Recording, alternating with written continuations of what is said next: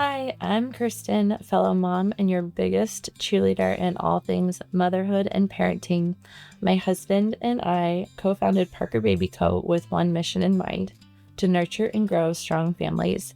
And that mission continues right here on Rooted Conversations.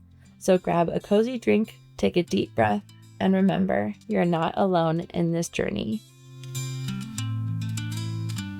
Hey everyone, welcome to the first episode of Rooted Conversations. I am the host, Kirsten Hebner, and my first guest is someone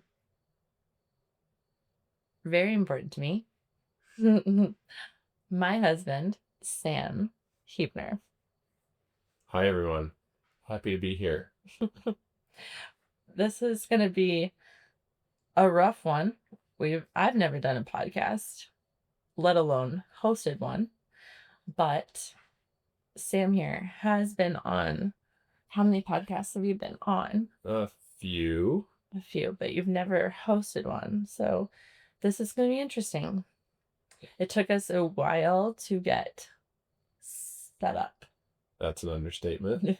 And it looks put together on a screen, but if you could see the janky setup we have here. Yeah. And we got all ready to go, and our next door neighbor fired up his lawnmower. And so we might have to pause if that happens again. But we're out here. We're out here. We did it. And if our dog starts barking too, I'm sorry.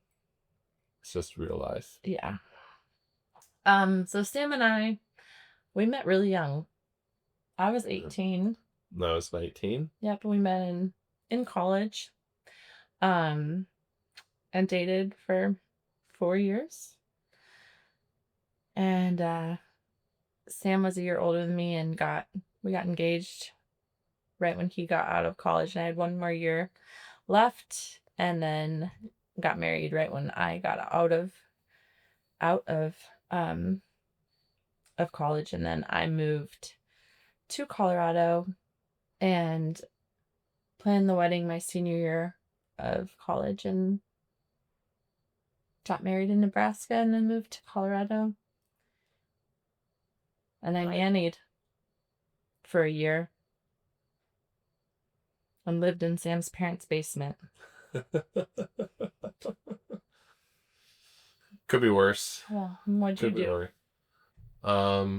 I took a job right out of college in Denver, so we did that long distance thing for a year, which was challenging, but we still managed to see each other a lot. Not a lot, but enough, I guess. I was working a lot though, so really, even if you were around, you may not have seen me much because I was working and studying and trying to figure out what I wanted to do with my life. Had a job that I liked, but yeah, I was in kind of in student mode still. Yeah, you were studying for the CFA. Yeah, thought I was going to be some big finance guy in New York City. Mm-hmm. And instead, I'm some little e-commerce guy in Seward, Nebraska. So making baby products. Funny how God works and how life changes. So yeah, and then we got married. We knew we wanted to have kids right away. So we were married for 2 years and started trying for babies and got 2 right away. Found out we were having twins. That was a crazy experience. I was 24. 24? Was I 24? Yeah, 24. And we were sitting in the doctor's office, and she put, the jelly on the thing, and she's like, "Oh, do you see that?" And I was like, "Oh my gosh, oh my gosh." I may have said some choice words, and because I saw the 2 dots right away. And I don't know why we had the doctor instead of a nurse, because normally on the first ultrasound you have, the ultrasound tech, but we had our doctor. And I was like, oh my gosh, oh my gosh. And I'm like freaking out. And Sam's like, what? And I'm like, there's two. So that was bizarre. And she's like, yep, you're having twins. Yeah. I'll never forget that day. Yep. Yeah, our world changed forever. And that was really a huge blessing for us. You know, we had a lot of friends who'd struggled to get pregnant, and so we were just really grateful in that moment to have not just one but two babies on the way, and everything went pretty well. Yeah. From then on out. I had die twins, which means that they had their own placenta and their own sac. So that's like the least scary twin situation. And maybe I'll talk about this in another podcast episode, but living in the twin world, um, there's a lot of moms that went through infertility, and so I was working with a lot of moms that were so excited to be pregnant. And at 24, I was not. I was very scared, and I was not excited to have twins. It was a lot of nerves and a lot of people telling me, I don't know how you're going to do this. This is going to be terrible. So maybe I'll talk about that in another episode, because I know that there's a lot of moms that are not excited to be pregnant and scared. So maybe that's another podcast episode that I'll have, talking about those emotions and dealing with those struggles. And I will not be the guest on that one. You will not be a part of Because that. today we're going to talk about. What are we going to talk about today, Kirsten? You tell me what. You're the host here. I'm sorry. I'm just. I was chatting. told to just show up. Yes. And okay. So here I am. Sorry, I'm thinking out loud. Okay, so then jump ahead. We have the twins. And for some reason, Sam's like, let's think of something for you to do while you're home with the twins. And I'm like, yeah, I could, and if I can do this better. There's all these products that I need to work better with twins. I need products to be more productive. I need them to work a little bit better to make my life more to be easier. And I kept telling Sam about these things that I needed to work better. And he would be, with his entrepreneurial mind, he was like, well, then let's do it. What would you do? How would you make this better? And so our first product was, it was when like the necklaces with the teething beads were really big. And I hated them. I hated those necklaces. I thought they're really ugly and kind of gross. And so I was like, and we had Eleanor, who would spit up a lot, and my twins loved their passies. And so we had those passy clips that would clip onto their shirt or their onesie and would hold their passy. And so Sam and I thought about putting the teething clips or the teething beads onto the passy clip. And then what happened? Did not go well. This is maybe, this was our first failure of many in our entrepreneurship journey, but the design of those was not great in that occasionally the clip would break and the beads would fall off, which obviously for a teething baby is a big issue. And so we immediately stopped selling those. Probably like I felt like as soon as we got them listed, and then we had to recall all of them, which we've never had to recall a product since then. But that was a learning experience. But I think what had happened was we kind of got the bug and realized that it's really fun to develop and design new products. And um, while that product was not great in a lot Right. of ways, we pivoted and started um, doing bandana bibs, which was something that we were using a lot of with Eleanor, one of our twins who had acid reflux. Hmm. And we had some designs that we were using from other brands that we just didn't really like. They were felt like everything was either really expensive or it was cheap and like not cute. And so we were like kind of went to the drawing board and said, how do we make something that is both affordable and stylish? And we did that, and it went really well. We launched like 3 4 packs of bibs, and uh we sold through them very quickly. And I think like it was gosh, I'm trying, that was 10 years ago. Hmm. Trying to remember. We were not like financially stable at that point. No. We had just had twins. And we were running on very little sleep. Yeah. And we literally put like our first order from our supplier on interest-free credit card. We didn't have the cash Hmm. to order that first order of bibs. So that was stressful, but it ended up working out, and we're here today with a lot more products. And Yeah. I wonder what would have happened if we wouldn't have started on a failure. yeah, Like, I wonder if that really kind of helped us and pushed us if we wouldn't have started on a failure.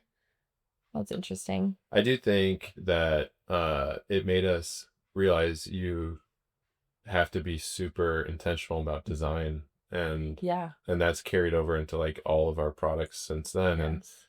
um we also use that as an opportunity to pivot and refocus on branding and packaging, and really decide, we didn't really have a business plan ever, Hmm. but kind of start building our products to support a brand that would last for a decade. Hmm. And here we are. And that feeling is part of entrepreneurship, Mm, and you take that and learn from it. yeah. Yep. And on the topic of products, maybe you should tell them a little bit about how, like, especially our first few products, we had 4 kids under the age of 4. 4 kids. Yeah, but at that point, we had 4 kids under the age of 4. So Yeah. we were like baby everything.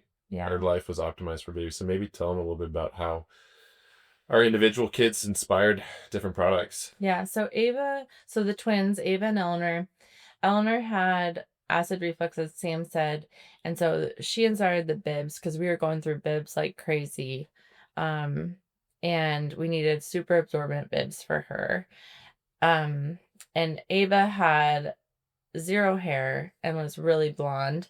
And so, and the bows on the market were just not very good.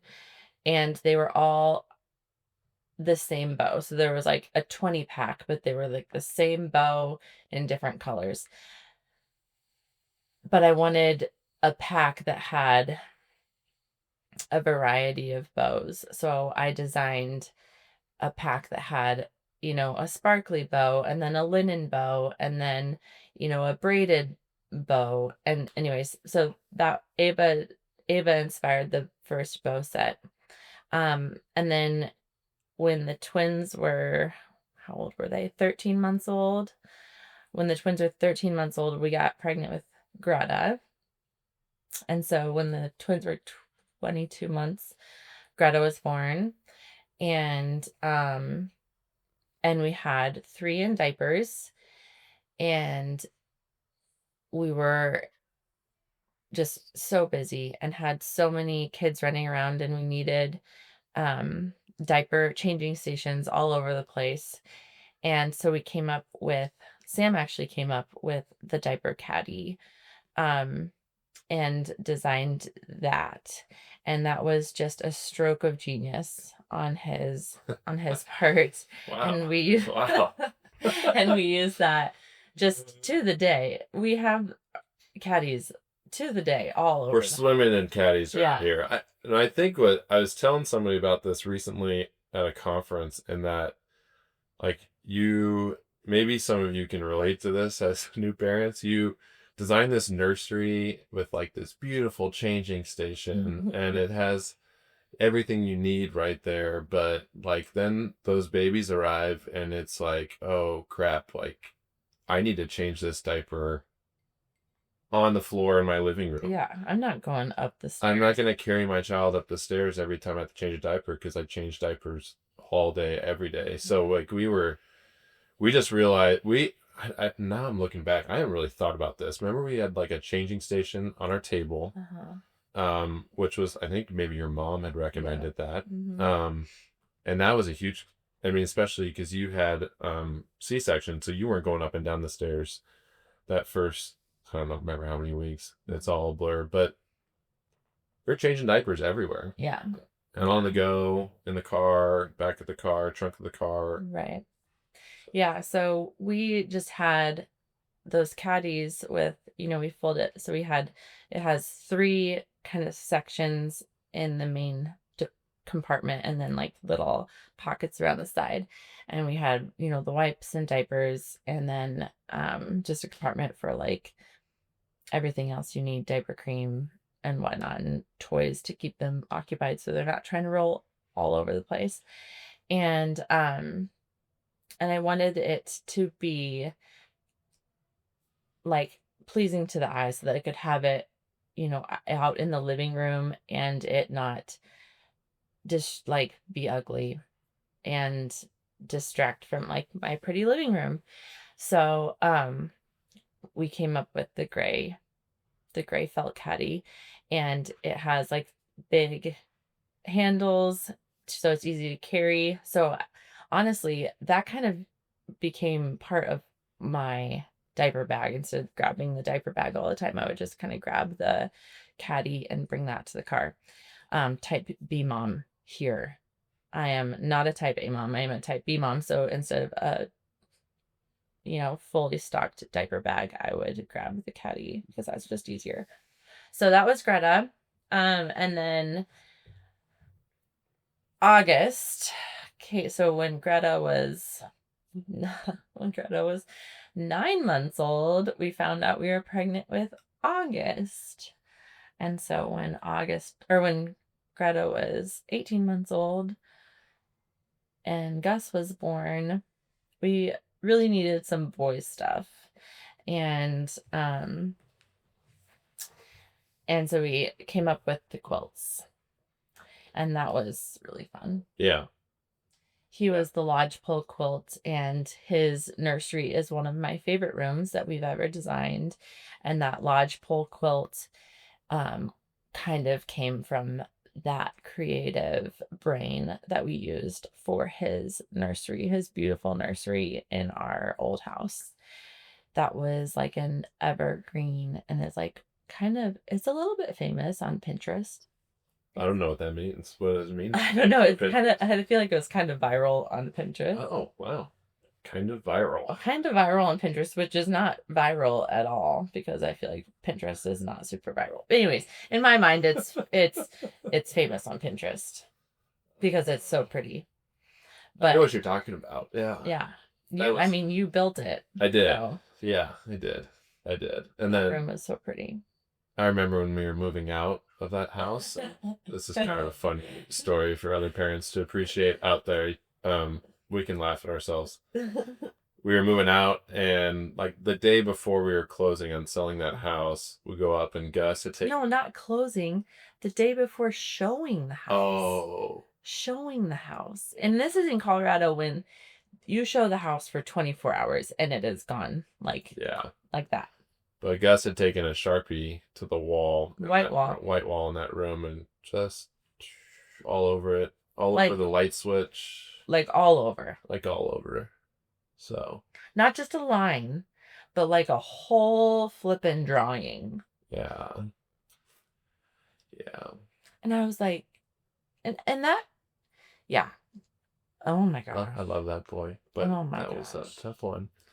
Should have designed a product to lock Sharpies away. Yeah, so that was That's kind of. probably more of a parenting flaw than Oh, for sure, it's a parenting issue. That's he was alone that yeah, long. with a Sharpie, and and alone. Yeah, maybe we'll edit Maybe that that's out. Maybe that will make the cut. That story. A lot of guest stories probably should not be. Probably not be on fourth child Yeah. and a boy. Well, I think we should talk a little bit. We have a note here from our producer. Chat about being a parent of 4 kids. So I think we should talk a little bit about that. Every kid just gets every one. You just get you care less. Just okay, that's a little harsh. You just get more loose. How about this? How about each one? Yeah, loose is maybe, I don't know. I would say you're less anxious. Yeah. Yeah. You still care about Gus, don't you? Oh, yeah, but I mean, do you care about him less than the twins? No. I mean, you just are like, I think my exact words to him the other day when he fell and as he's screaming in pain. I mean, granted, I had seen the fall, so I knew, but I kind of saw the fall, and I yelled, "Is it your head?" And I said, "Well," and he said, "No." I said, "Well, then you're fine." Yeah. Yeah. That's a 4th child thing. Yeah. And I think I think about having 4 kids. Nothing you do can prepare you for having your first child. Mm-hmm. Like, you can read every book, but you just get thrown into the fire. Mm-hmm. But each child, each baby prepares you for the next, right? Yeah. So, like, you just go into it, and you might not even know it, but you just have all of this, man, I'm going to put like a business term on this, like this industry knowledge. Like, you go into that second, third, fourth child having all of this, I don't know, experience. Right. And it just makes things less stressful, less anxious. Yeah. Like, what is important to worry about and what's not important to worry about too. Totally. And heads are important to worry about. Heads are important. Feet are not.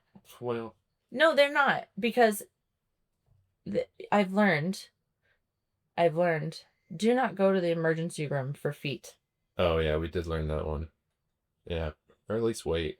Yeah, wait at least 48 hours. This is not medical advice. Yeah, here. don't listen to me.